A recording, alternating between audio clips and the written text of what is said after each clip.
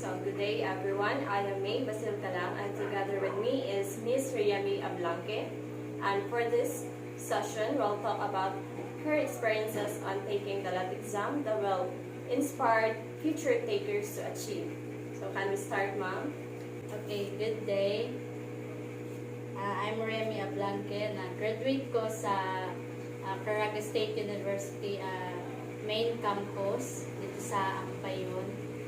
And concourse is education, BL. So when was the date you passed the exam? Nakapasar ko tong last December 2022. So second question, what specific practices have you undertaken to prepare for the LAT exam? Sa ako kay nag-self-review naman ko. So, nagatanaw ako o video online. So could you share the experiences you encountered while preparing for the review? Struggle gid siya kay pareha sa ako self-review ako tapos nakadugay trabaho. So, manage gid kay sa time kay pagman sa trabaho or kung na-vacant time, tanaw ko video. So next question is, how many hours per day did you dedicate to your review? Depende sa adlaw kung wala kayo ikuan kung wala estudyante so dali ra mahuman. So maka-review pero kung kuan gyud kaning busy gyud ang adlaw makabiin ra isa ra pud ka oras. Next question is, can you outline the steps you followed in taking notes and highlighting important information? Sa ako para sa ako tapulan mo kung maghimo og mga notes so kuan lang akong ginabuhat nagatanaw ra mo og video ako lang siyang i-save then ako akong balik og tanaw para ma-memorize gid nako or ma-familiarize nako ang question.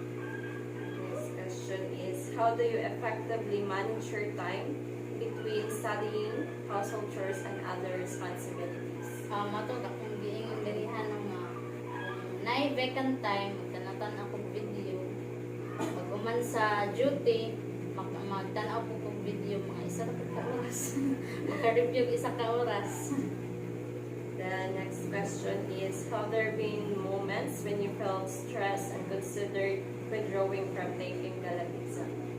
Pag kapila naman ako apat naman ako nga exam so kuan gid kay nasa imong kuan nga kasi ma-fail na pud ka ana bitaw sa nagpikaingon sa mga tao.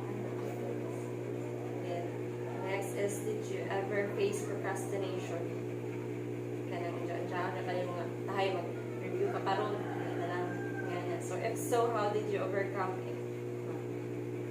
Sa karon na akong na-review murag wala na sa ako kay namay akong partner nga sige ingon gid nga pag-review karon pero kung meron gid ako nga exam inana gid ako ang kuan mentality nila unya na lang kay dugay pa bitaw tong exam ana bitaw so karon wala na gid kay namay gid kuan sa ako nga mag-review ma-remind bitaw pag-review din nga oras kay aron na kay kuan karon nga adlaw. Next question is, what advice do you have for aspiring LAT exam takers? Kuan lang yun kaning porsigido lang yun mag-review dili yun yung unya na bitaw imorang baliwalaon kay sayang adlaw kung dili ka maka-review bitaw bahalag gamay lang yun makuan nimo ma-review nimo pinagit ka yun basta dili lang masayang imo ang adlaw. Next is, what are the best ways to avoid distractions during the LAT exam? Naku na po yung mga instances, ma'am, nga kanang imong mga kauban sa kanang ngarong is kanang magbasa bitaw sa laban aking kayo pag mag-take. Oo. Kana alam yun, dili lang yun na nimo kanang pansinon bitaw. Focus lang yun ka sa imong goal nga.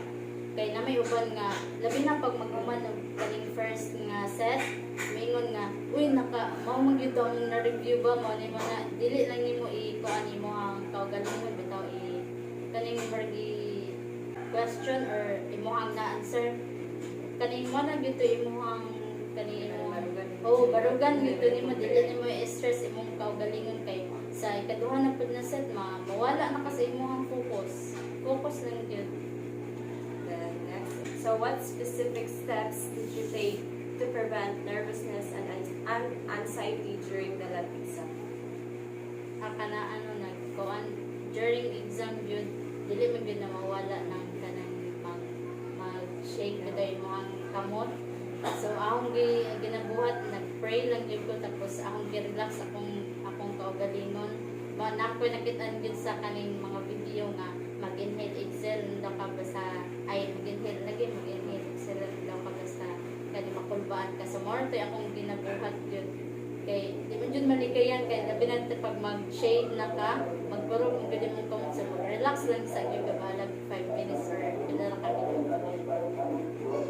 Next is what challenges did you encounter on your journey in preparing for the lab exam?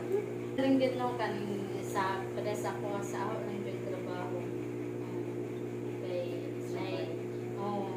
sa trabaho niya na gyud kuan sa balay mga trabaho sa balay so mo gyud ay nakakuan sa.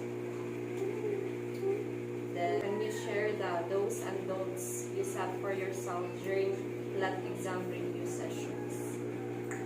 Mga tulong nga ang imong ibuhaton nimo is mag-set ka og kaning goal bitaw nimo. Tapos imo pud siyang hatagan og kaning time nya ang imong dili ibuhaton ka ng mentality na to nga unya-unyaon dili hatagan og dili bitaw. Next question is, what specific steps have you taken to ensure that you remember what you have reviewed, even if it is from the last day?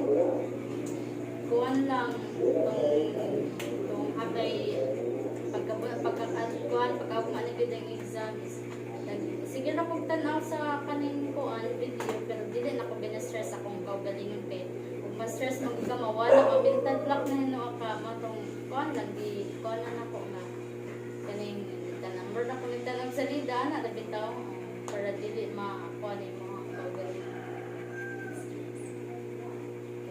The last question is, how did you manage and overcome mental health issues such as stress and depression during your review?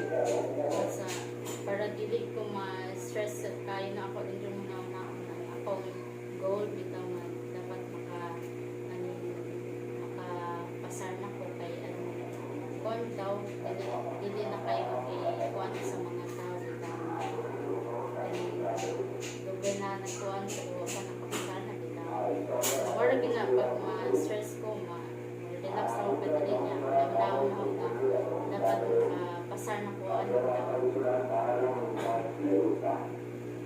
That's all for the questions. So thank you, Mom, for spending your precious time for us to share your very informative experiences while taking the LAT exam. So rest assured that those experiences you have shared will put in my mind so that at the time that I will take the LAT will be successful like what you have done. So thank you, Miss Rhea May Ablanque, and lastly, I am May Baselcalang signing off.